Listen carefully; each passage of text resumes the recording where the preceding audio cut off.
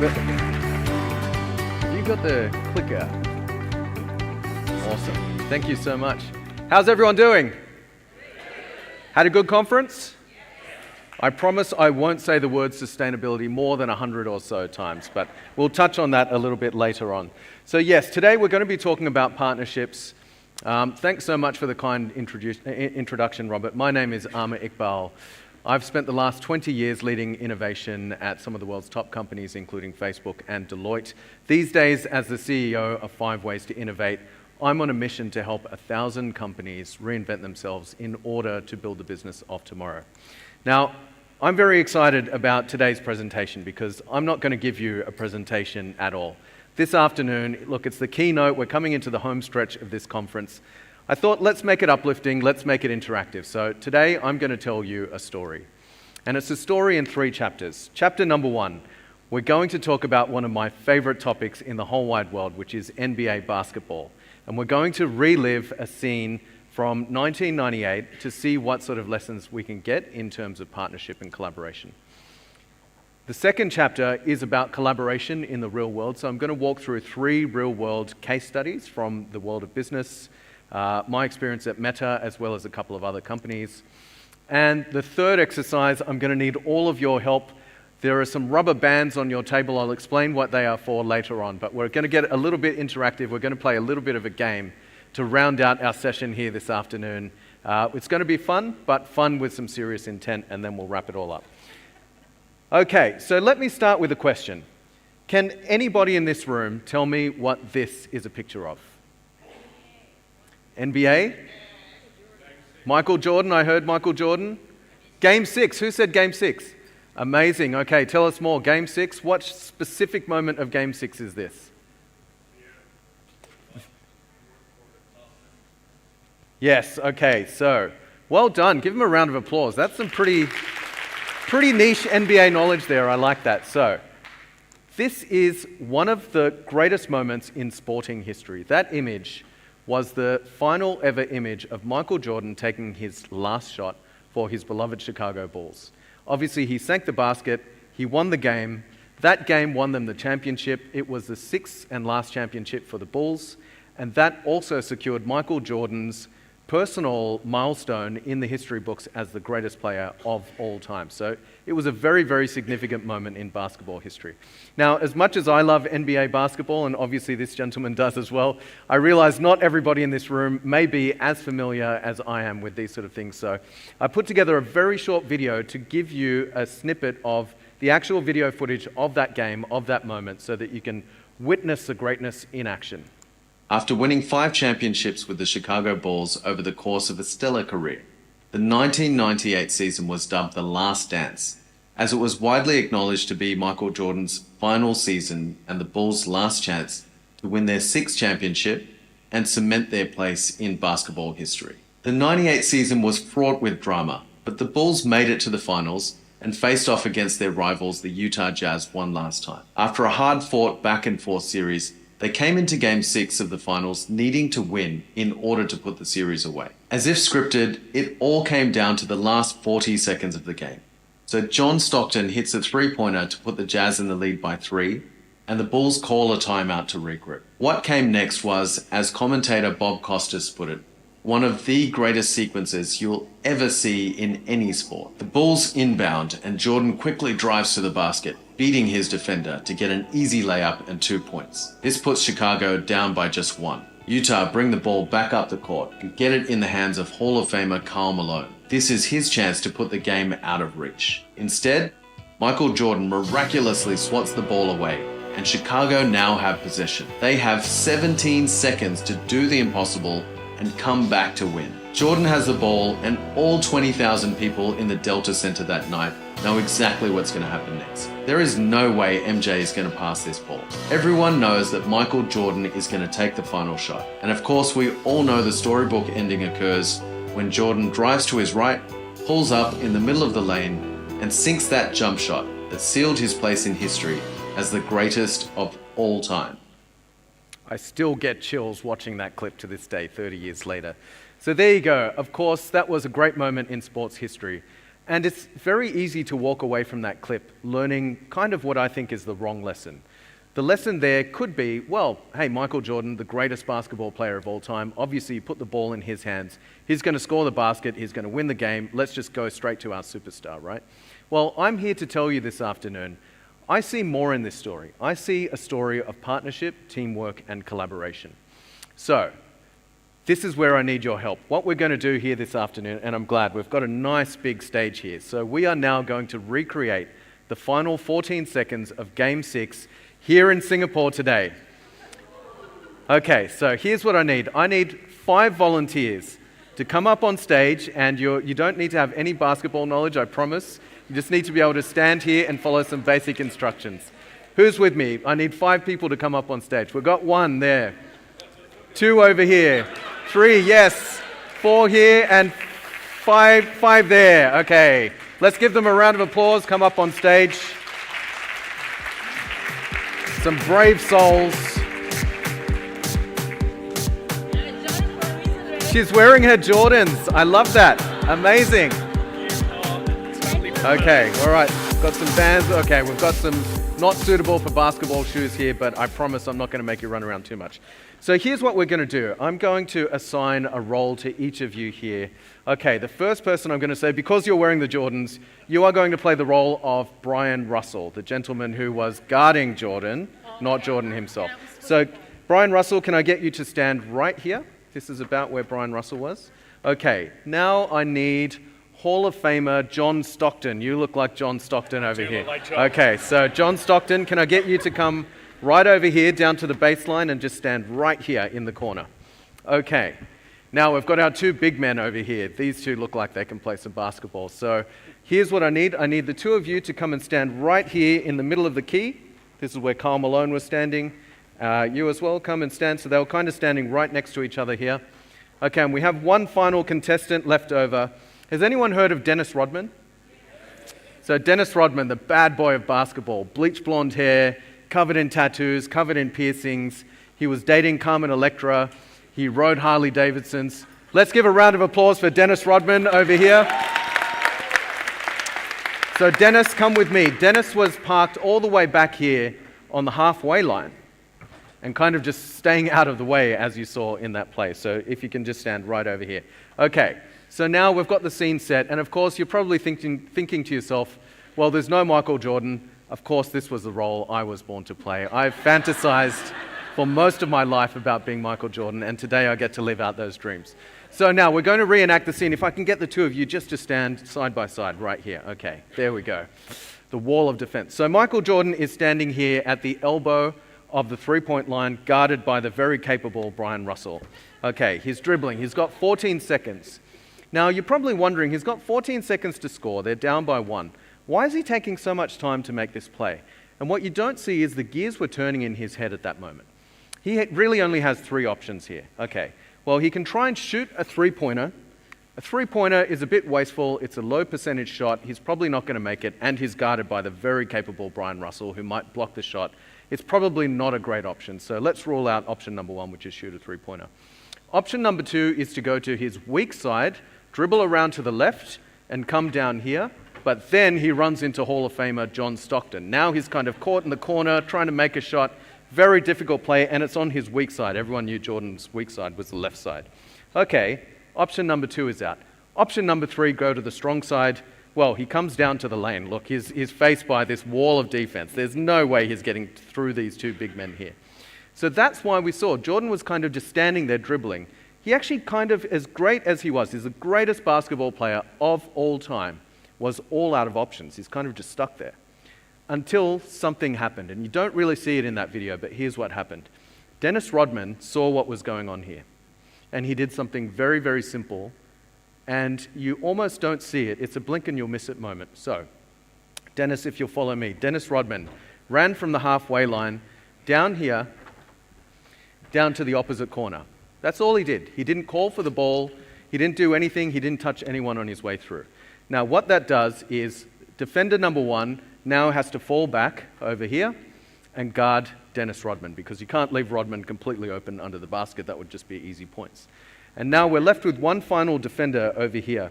There's a rule in the NBA called illegal defense. You can't just camp out by yourself in the middle of the key not defending anyone. So this defender had to fall all the way back over here and defend another player. It may have been Tony Kukoc, I can't remember. But anyway, so now let's have a look at this playing field. Jordan is now standing here. All Dennis Rodman did was run from there to there. Have a look at how different this playing field is now. And this is my moment of glory. Here we go, Brian Russell. So he drives to his strong side now, drives to his right. Some people say he pushed off a little bit, but that's debatable. He takes a step back, sinks the winning shot, and Jordan wins the game. Let's give him a round of applause. And let's give our people here a round of applause. Thank you so much. Please take your seats. Okay. Some excellent basketball players here, but Jordan still wins the game. So now, if you don't believe me, of course it's easy to reenact it here on stage, but I've actually brought the footage again and I've marked it up so you can see exactly how much Dennis Rodman impacted that play simply by running from one spot to another spot. You see, while those last 17 seconds are attributed to the greatness of his airness, the real hero here was Dennis Rodman. Let me explain. Jordan has the ball and is pinned at the left elbow. Brian Russell is defending him, so he doesn't have enough space to drive to his left, and the middle of the lane is blocked by not one, but two defenders. He simply has nowhere to go. As he stands there dribbling the ball, the seconds are ticking by. That's when Rodman decides to spring into action. He runs from his position at midcourt across to the opposite end of the floor, drawing the defenders away from the middle. This opens up the lane for Jordan to drive to his right and sink the game winner. It's a blink and you'll miss it kind of moment. But without the quick thinking of Dennis Rodman, there is simply no way that Michael Jordan could have made that space to take the shot. Dennis Rodman was Game 6's unsung hero. I couldn't have said it better myself. Dennis Rodman was Game 6's unsung hero. And now here's the other magical thing about this. Dennis Rodman and Michael Jordan, very different people. In fact, Dennis Rodman has said they never actually spoke a word to each other off the court. Dennis Rodman, the bad boy of basketball, Michael Jordan, the Boy Scout. He was the first one into training, the last one to leave the gym, the hardest working man in basketball. But their coach, their boss, Phil Jackson, some say he's the greatest coach of all time. He's also a Zen master. He understood, well, there's a bit of tension between these two, but there's a little bit of push and pull. If I can get Rodman and Jordan working together, and he did this over a long period of time, there was some tension there over the years, but he kept them working together. He knew that dynamic was going to pay dividends. So when the time came, Rodman was ready to step up and impact the entire game. So our first leadership lesson here today about partnership is this. Great things happen when you identify your unsung hero and you give them the platform to do their thing.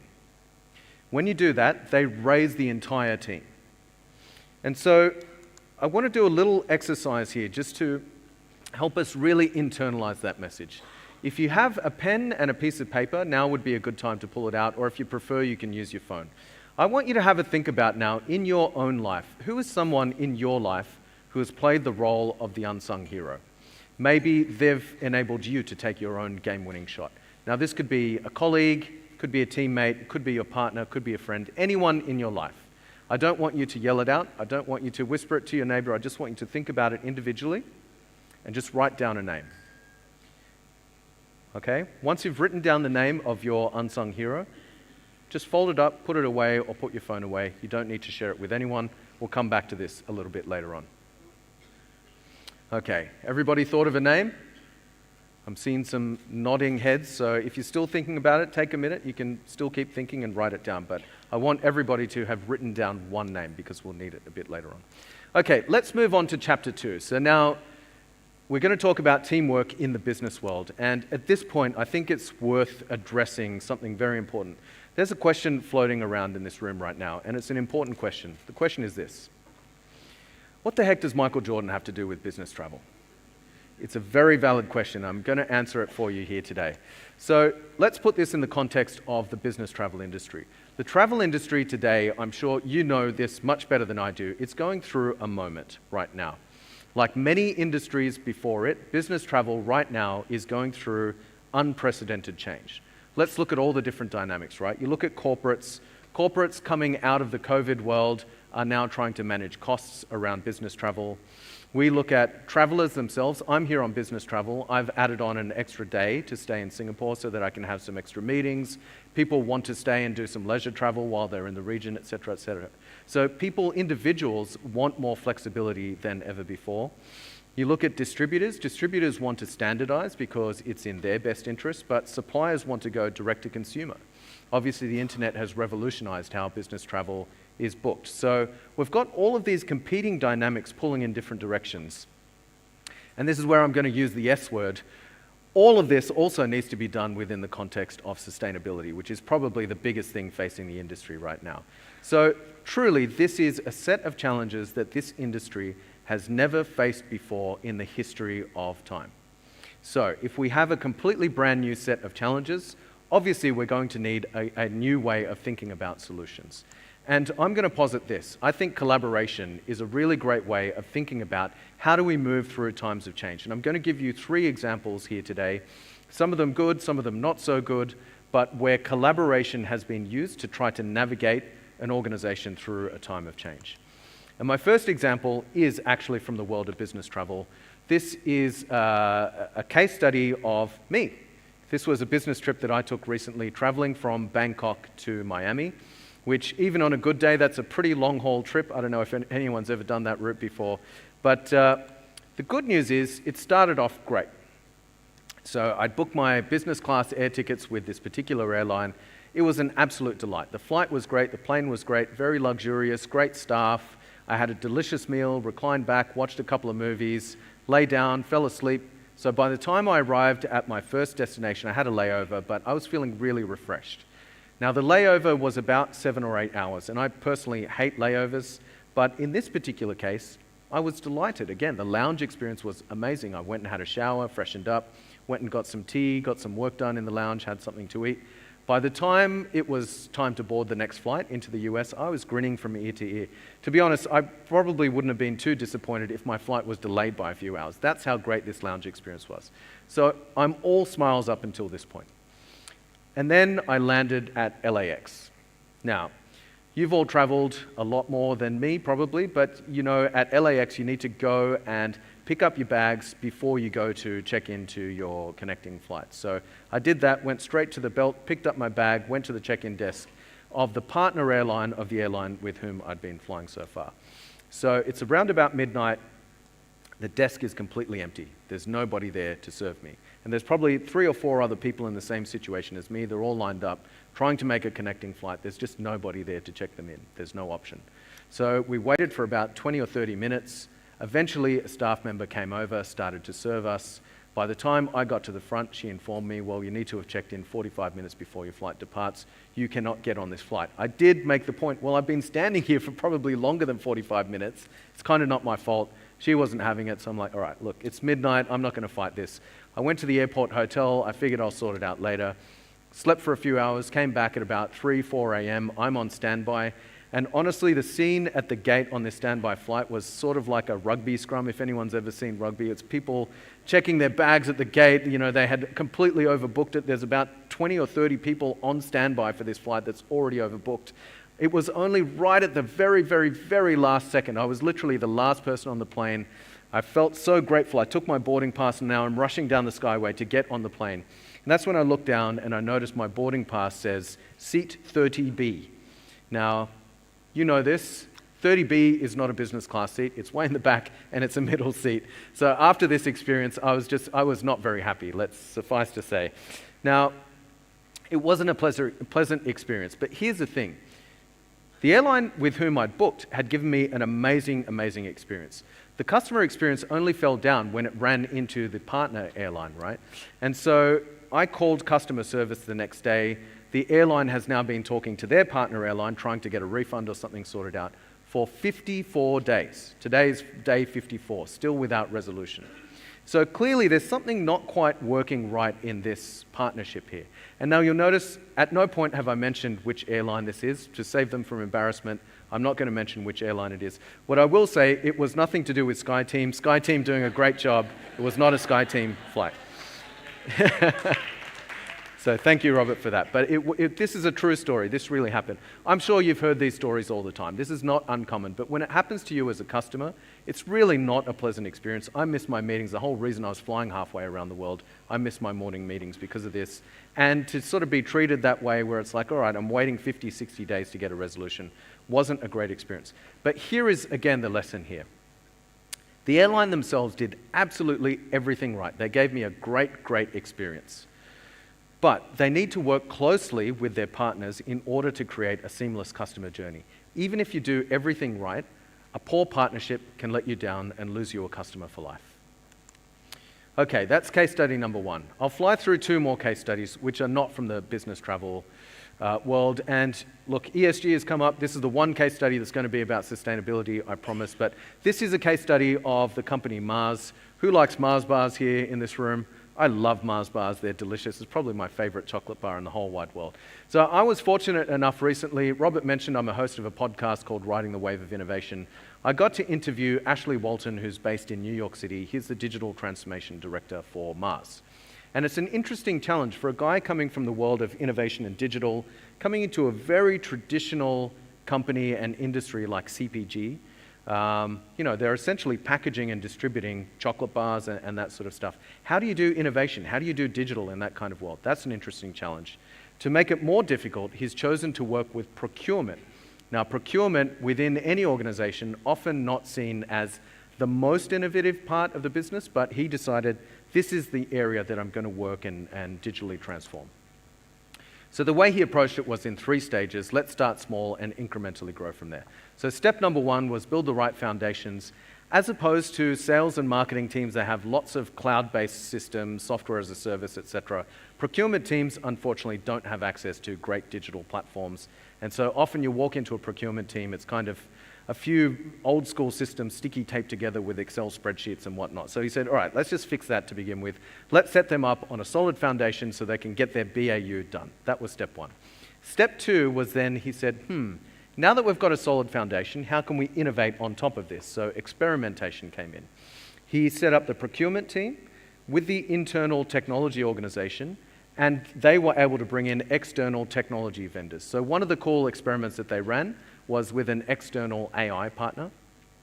And now, as a result of that experiment, they can now predict quality issues in the supply chain before they even occur.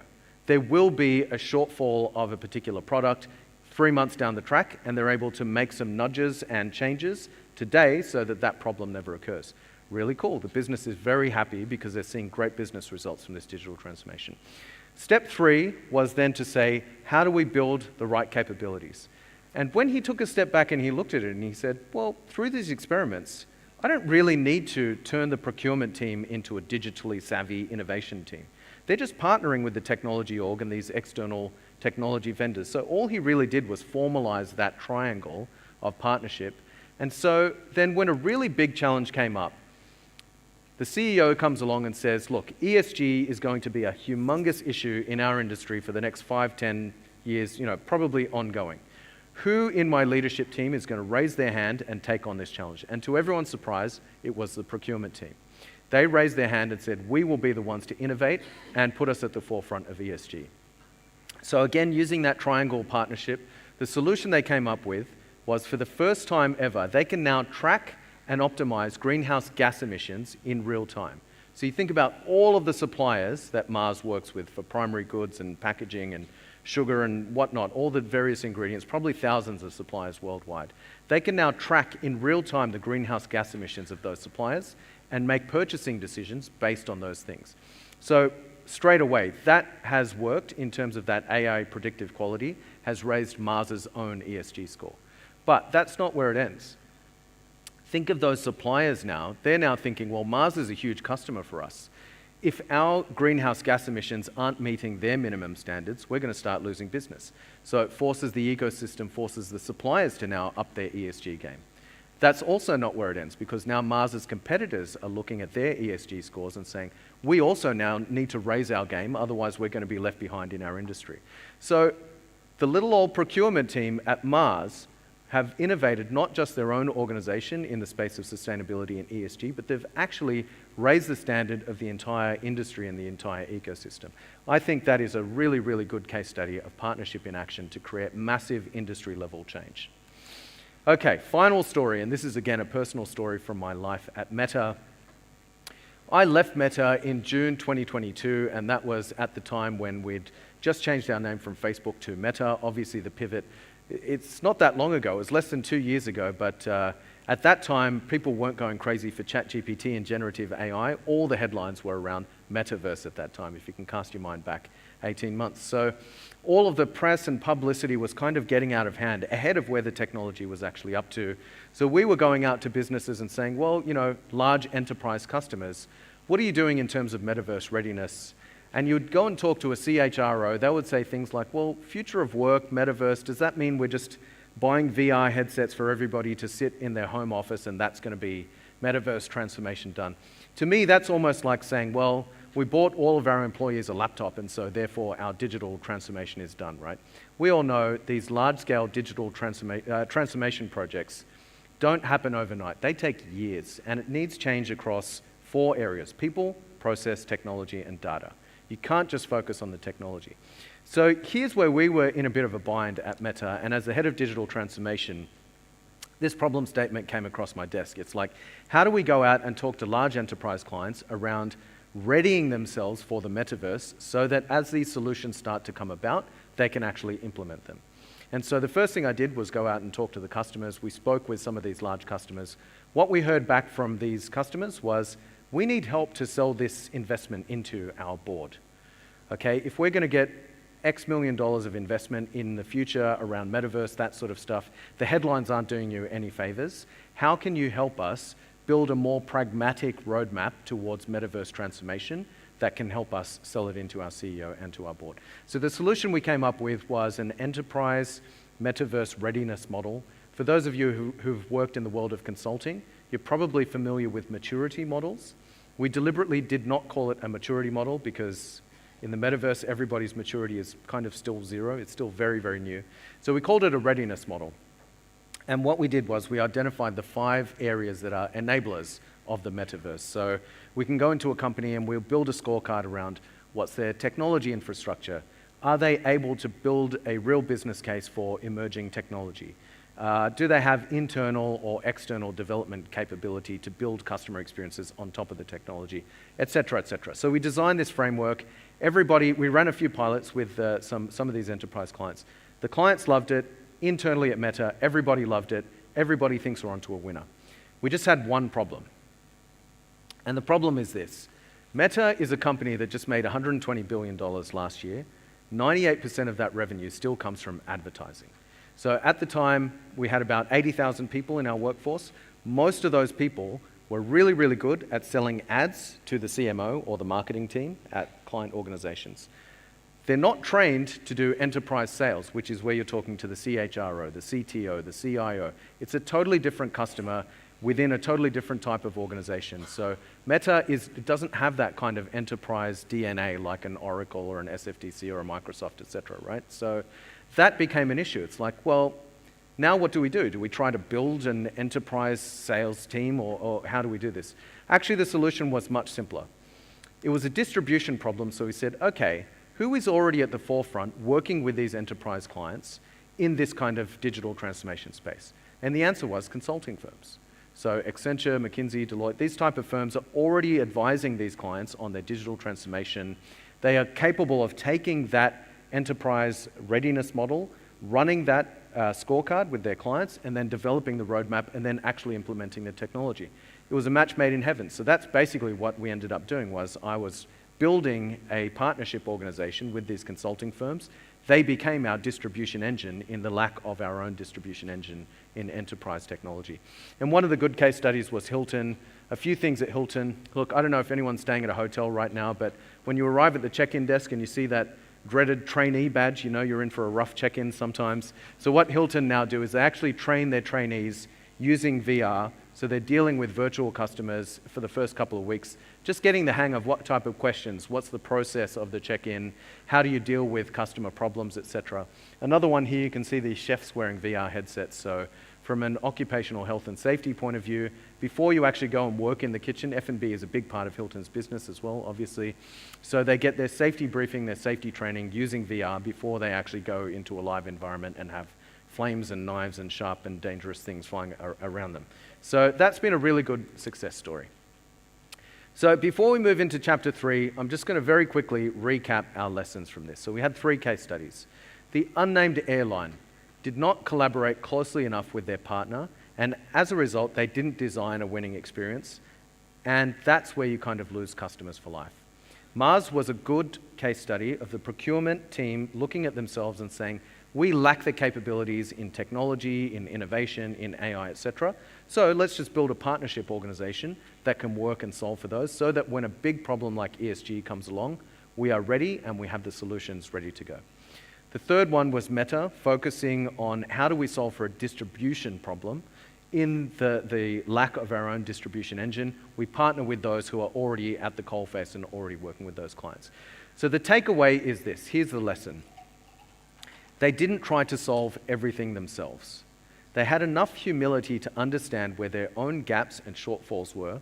Rather than trying to build that internally, they just looked around at the ecosystem and said, where can we build collaboration and partnerships where it's a mutually beneficial thing? And that is actually, ironically, the fastest path to solving for these large industry level problems. Okay, how's the energy level in the room? Who's ready to play a game? Give me a round of applause if you're ready to play a game. Okay. Chapter 3, we're coming into the home stretch here. So the power of partnership. You will notice on each of your tables, you have a set of rubber bands sitting in the middle of the table.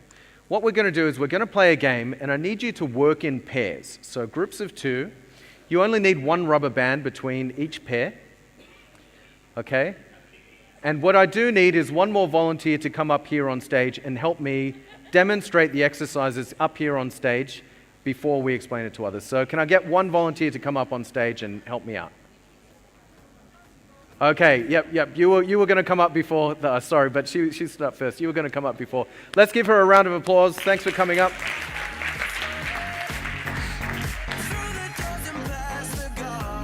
Hello, how are you? Anna? Anna, lovely to meet you. I'm Amer. So Anna and I are going to demonstrate this exercise on stage. So I hope by now every pair has a rubber band. Your rubber band will look something like this. My rubber band looks like this. It's extra big just so that you can see it up here on stage. So Anna, I'm going to ask you to grab the other side of that. Here's what we're going to do. So we're going to do 3 exercises. First, Anna and I will demonstrate, and then I'll ask you to follow. So step 1, we're just going to get to a point. There's just a healthy tension there. It's not stretching too far. This is what we're going to call neutral position, okay? So neutral position means, yeah, there's a bit of tension there. There's not much slack, but we're not really pulling too hard. It's just kind of at a comfortable place. Okay, so exercise number 1, first we'll demonstrate, and then I'll ask you to follow suit. So exercise number 1, Anna, I'm going to ask you to slowly start pulling and increasing the tension on your side. Keep increasing. I'm going to stay in neutral position. Okay, now look at this. There's a healthy tension here.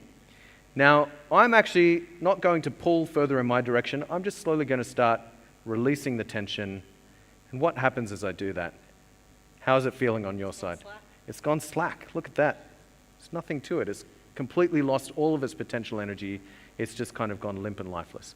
Okay, so now I'm going to ask each of you in your pairs, and I will stress, these are rubber bands. Do it at your own risk. It can be a little bit dangerous. I don't know if you've ever been flicked by a rubber band. I was testing it out this morning. One of them snapped and hit me on the finger. It can be a little bit painful, but just please be careful out there. So in your pairs, you'll probably need to use just your index finger. I want you to do the same thing. So pull it to neutral position first, and then decide maybe the person on the left starts to increase the tension, and then the person on the right starts to reduce the tension. Okay, what are you feeling? I can see you're doing it very well there. What are you feeling in your finger as he's doing that, as he's releasing it? It's kind of going a bit floppy, a bit limp and lifeless, right? Okay. Whoa, got a big stretch there. Okay, all right. Okay. No injuries so far? Okay, we're good. Okay. All right, so let's go back to neutral. Again, this is exercise number 2 now. First we will demonstrate and then I'll ask you to follow. We're going to do exactly the same thing, Anna, but we're just going to reverse roles. So this time, I'm going to start increasing the tension. You stay neutral. It's quite tense right there. And then you slowly, gradually just start to release the tension on your side. I can really feel that in my hand. It just goes completely lifeless when you do that. Okay. All right. Well done. Now your turn again. Same exercise, but just switch roles. Let's see how you go. Any observations that somebody wants to shout out? What are you feeling in your fingers? It's a bit limp, a bit floppy. Okay. There's way too much laughter for just a rubber band game going on here. I don't know what you guys are discussing there. All right, who's ready for exercise number 3? Exercise number 3. Okay, here's what we're going to do. Now, Anna, this is where it gets a little bit dicey. Maybe let's move over onto this center line here. So here's what we're going to do. Exercise number 3, I can't stress enough. We need to be very careful here. So we're both going to start increasing the tension. Now, here's what's interesting. As Anna is pulling, she's not communicating with me at all right now, but I am having to counteract her pressure with an exactly equal and opposite amount of pressure. As I pull further, she also needs to pull further to keep it in equilibrium, right? We just naturally have this innate tendency to match each other's power. Now, I'm starting to feel that in my forearm. There's quite a lot of energy required here to keep this. But just look at that tension there. That's a lot of kinetic energy stored up there. Now, has anyone ever used a slingshot? Okay. Hold on tight, Anna, because this could be, I've done this many times and I have not been injured yet, but this might be the day, you never know. So here's what we're going to do. On the count of 3, I'm going to hold on tight, don't worry, it's all coming my way. On the count of 3, you're going to let go, and we're going to see just how far this slingshot goes, okay? Are you ready? Okay. 1, 2, 3. It didn't hurt. So just look at that kinetic energy that was just in this rubber band there. Okay, so now it's your turn, and please, again, I implore you, do this carefully. So, I will understand if you don't want to do the releasing part, but please do the counteracting part. So you both pull the rubber band, equal and opposite energy. It's getting quite tight. You're feeling the energy in your forearm and your finger. There's like a finger fight going on there. Okay? There's a lot of energy. Now, if anybody really wants to do the slingshot, I will be your human target. Feel free to flick a rubber band up at me. Please, let's go ahead. Oh, that was not bad. Anyone else? Anyone else? Oh, got some good ones there. Okay, let's give Anna a round of applause. Thank you very much, Anna. Oh, that's good. Okay. So, of course, as with everything this afternoon, there are some lessons here around partnership. And there are some obvious lessons we can take away. What we can learn from this rubber band game is this. Trust and balance are required. Obviously, you don't want to let go and slingshot the other person. You need to be able to trust the other party to say, okay, my partner in this particular situation is going to pull and maintain the same amount of pressure as I'm applying without letting it go. The other thing is, it takes 2 to tango. In those first couple of exercises, when one party can pull as hard as they want, if the other party isn't pulling their weight or pulling their direction, everything just kind of goes limp and lifeless, right? So it really does take those 2 parties to make it work. The other interesting thing was the harder one side pulls, the harder the other side it has to pull and is able to pull. So, I mean, we can stretch that rubber band really far out to the point where I'm really, really pulling in this direction. Anna would have had to have pulled with the equal amount of force in her direction. So I think these are all very potentially obvious, but kind of surface level observations around what the rubber band can teach us about partnership. Here's the really insightful part about it though. Whenever we talk about partnerships, even the language we use, I just said work in pairs. It takes 2 to tango. It's always about 2 parties being involved in a partnership. But here's the interesting thing. In that exercise right there was a third party. And that third party was the rubber band itself, which is a critical element in any good partnership. So let me explain. A few great partnerships in history. So Larry and Sergey, the co-founders of Google, famously Larry, the purist, Sergey, the pragmatist. Actually, they would kind of switch roles from time to time, but in the early days of Google, they would, sometimes butt heads on these particular issues. And so the board of Google said, well, we need to bring in a grown-up. So they brought in this gentleman, Eric Schmidt. He's written a book about all of this, which some of you may have read. But essentially, his job was to be the grown-up and intermediate between these two. But he saw something very interesting. What he would do is, when he saw them starting to butt heads and pull in different directions, he would kind of back away and he'd leave them alone. Sometimes he would avoid them for days at a time. It's kind of comical, like you'd see them walking down the hall in the office and he'd duck into another room and just kind of avoid them for a few days. But he had this innate instinct to know when was the right time to dip back in, bring them together, hash it out, and then he was able to slingshot that creative tension that had been building for days and days, slingshot it to something great. Okay, another example close to my heart, the Beatles. Lennon and McCartney, arguably the greatest songwriting duo in the history of music. Lennon, obviously the renegade, he wanted to be the rock and roll star. McCartney, the clean-cut workhorse. But as great, they kind of had this brotherly relationship, a healthy tension between them. But it wasn't until this gentleman came along that they really became the Beatles. So George Martin was their producer. He's often been called the fifth Beatle.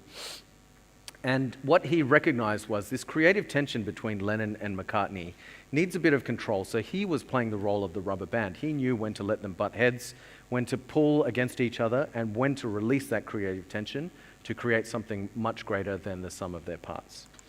And so, believe it or not, there is actually some science to this. So this is a framework developed by Seth Godin, the famous author. He calls it a changemaker's triangle. And Seth Godin's premise is this.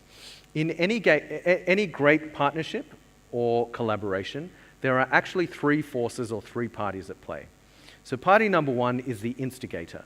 The instigator is the author, the dreamer, the creator. They say what needs to be said. The second is the editor. So the editor picks and chooses what's developed by the instigator, and they filter out the best things of what the instigator creates. The third is the publisher. So the publisher looks at what the instigator and the editor are creating, and they're able to harness that and slingshot it to a much greater success metric, build it into a business, create some sort of success metrics around that. And if that sounds familiar, that's because the publisher is that role of the rubber band. So that little exercise that we just had there, you may have been the instigator, you may have been the editor, but the rubber band was playing the role of the publisher. And so when it comes to partnerships then, here's the lesson. Great partnerships consist of more than just two brilliant parties working separately. To unlock the power of partnerships, we need all three capabilities working together in tandem, the instigator, the editor, and the publisher. And a good ecosystem plays each party to their strengths. I think that Mars case study was a really good example where each party, the technology team, the procurement team, the external technology vendors, they were all just doing what they do best. But by working together in that way, they were able to pull in their own direction with full force, knowing that they had this triangle working for them, and each of the other parties could be trusted and responsible to pull equally hard in their direction. And that's the key. The key here, when you go back to your desk on Monday and you're inevitably thinking about this speech and you're considering how to build great partnerships, here's what I want you to think about is, what role do you play? What role do you play best? And that might be you individually, that might be you in your team or your organization, or that might be what role does our company play in a partnership with another company. But the key here is thinking about what do I or we do best, what are our gaps, our capability gaps, and how could we potentially borrow or fill those gaps using partnerships rather than feeling that we need to do absolutely everything ourselves. Okay, that's the rubber band game, and we move into our final epilogue here, bringing it all together. So these are the lessons. We went over this. We're living in an era of constant change, and in particular, this is a moment for the business travel industry. You've just been here for a conference for 2 days, hearing about sustainability, hearing about all the different changes that are going on, all the different dynamics that are at play. So this is an unprecedented time of change. Here's what great leaders do well in unprecedented times of change. They invest in their unsung heroes. Even when there's a lot of pressure to just focus on the superstars, just focus on the Michael Jordans, they recognize that giving the unsung heroes a platform to do what they do well will lift the entire enterprise and the entire team. The second thing they do well is they navigate change through partnerships. So in times of change, partners can fill those gaps and can help you find ways of solving problems that you otherwise wouldn't have been able to do alone. And the third thing they do well is they respect the rubber band, of course. They figure out their own strengths, and then they figure out where are those capability gaps, where can we find partnerships and use collaboration to create something bigger than the sum of its parts. And to wrap this all up, we're going to end where we started with the Zen master, the coach, Phil Jackson. So the greatest coach of all time. He's won 11 championship rings.